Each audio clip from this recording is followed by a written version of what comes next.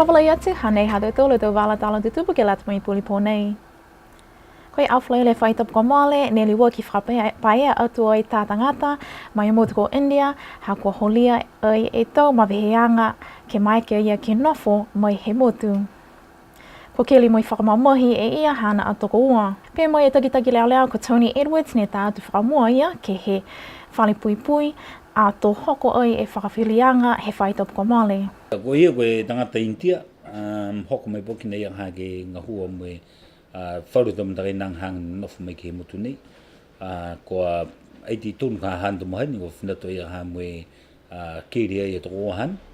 Si mai ke ia motoru moe, mai ke kai e mawhauke hokotaki mai ke whai ngahua.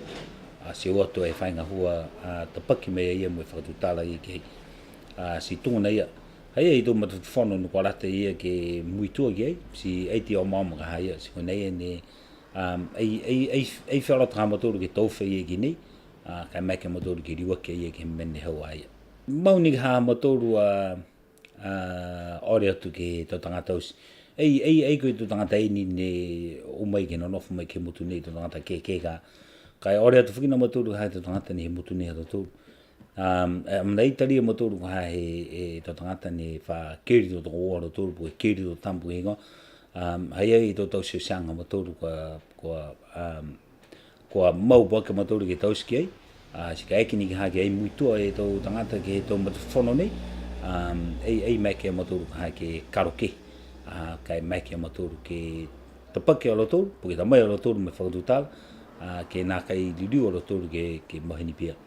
Kai tunga nei, koe anga ni me mahani he tō tangata, linga ai koe mena ke tausi pawaki, ka kopihi ni tō mga kua ono o tō lotori kei. Pehe takitaki leo koe no whanga ia ni e hoana mo e tāma ki he motu ki lalo hifo he tau lewe kianga he sponsor. Pehe ia koe whakaonga whoki e tau puhala whakatūtala, mo e langomatai ki ai e tau ako mo e tau tangata ngahua he whahe malolo sino, ke lali ke langomatai e mga whawa nei. Ka koe mena mahuinga kua nā kai maeke e tangata tāani nei ke liu keli whakamamahi e hāna hoana. Pehea ia koe whakatalia ngai ani whoki e whahe leo ke he whakamōlianga he taha mata whakatuwhono ke puipui aki e tau momui whakamanga whawa. Whapalangi koe Family Law Act. Ke maeke ai he tau leo ke maua e tau malolo ngā hua mo i puipui ke he tau whanga lekua pehe nei. Ko Esther Pavihi, My BCN News. Pea komisina tokolonga ha New Zealand ko Lilifu ko Kirk Yates ko whiwhelea lau tolu ha kua mai ke mau e whale whau nei mo i whaue ai ke he tau tangata ngā hua osi kua o loa ke talanga e whale nei mo atu ke tau whanau he motu ha koe halau tolu a mau kau ke osi mo i mapopo e tau ngā hua. Kua whakata ai he komisiana ha New Zealand BCN ke watu ke po ke tau ata mo e kisia ai ki loto he whale whau nei. Pehea ia kua tuai lahi e whale whakamua, koe maolea e whitungu fulu e tau mo e kua manaki ke vese hifo foki ki lalo. Ka kua whiawhia lahi a lautolu ke kamata whakaonga e ofisa whau nei. Lahi atu e ofisa whau nei mo e hahai ai ua e poko whanu pawaki, si taha e poko interview, mo e mai ke foki ke whakaonga he to tangata ka ahiahi atu ki he ofisa nei. Koe whale whou ne palana ai he architect mai New Zealand ko Graham Slade, ke wholinga tunga e whale marae he tau mauli. Mo e whai ki sianga whoki whakakakano ki Niue, tunga e tau maka ne kua whakatū ki ai e tau pō ne tolu i mua he whale. Hahai ai whoki e tau whakasieno ne wali ai he tau tangata tā whakasieno talahaua mai Niue mo New Zealand. Tunga ai a John Pule, ko David Trubridge, mo John Wiriatira.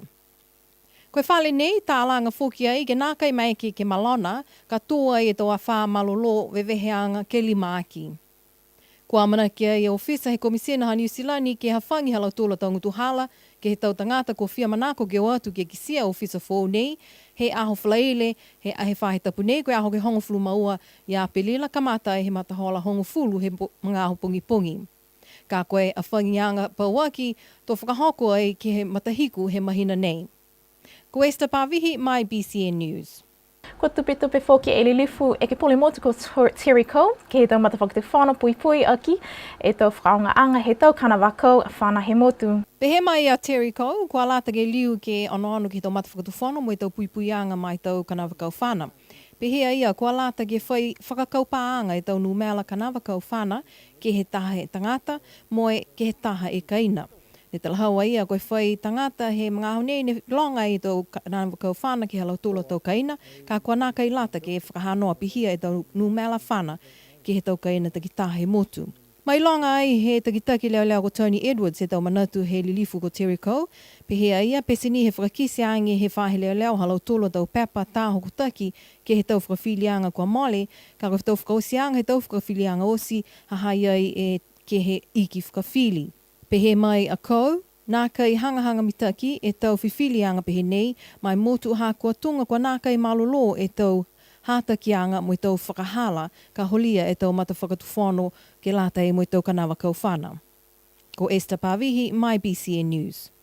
Toko tolunga mawhulu mawhai tō tangata he motu, ne kua monuena ai, ha kua maeke ai he tau e ke kafo pulotu sivi, mo i tului tō ngā ngāo, he tau mata ke tului halu tola tō kafo kia. Pēhe mai tō e ke kafo ko Dr. Sarah Welch, mo Dr. Penny McCallum, ko i whakatai atu ke tulseo e tō tangata ne kua maeke i alau tolu ke kisia mo i sivi, ua e whai tapu ko ngā hua ai alau tolu ke motu. Pehe mai tau e ke kafo ko e la ia e whakaonga i lau tolu e tau lākau ngā hua fōu nei ke lata e mo i tau whanganga ngāo i ihi ke tau mata, mo i halu kehe ai e tau cataracts ko tupu ke tau lito mata. Ko maeke ai ke langamatai mo i nākai whaitutungi ke tau tangata he motu. Pehe mai lau tolu, koe aua ni e tamai e tau lākau fōu nei asi maike ai e lau tolu ke tului tokalonga e tau tangata.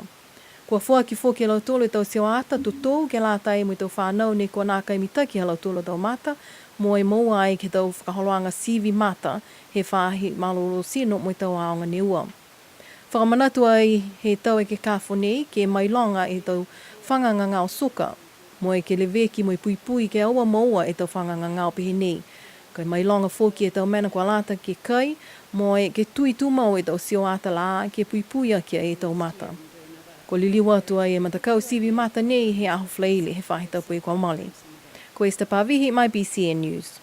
Ne tolo atu ai tō longa i tō mamatua mo i tō tangata ke male he maanga ha tuapa he au flaile whaitapu kua male ke ono atu ai ke tō whiwa sipote he tō whānau iki he tō aonga whamahani. Ko puna e tau leo whiawhia he tau mamatua mo i tau whānau ke he tau whiua mai aho. Pēnā hatu tūna tau wala tāla tutupu ke lata mo i puli pōnei, a tō liu ke whelewia tapu kahau nona whaa mo i monuina.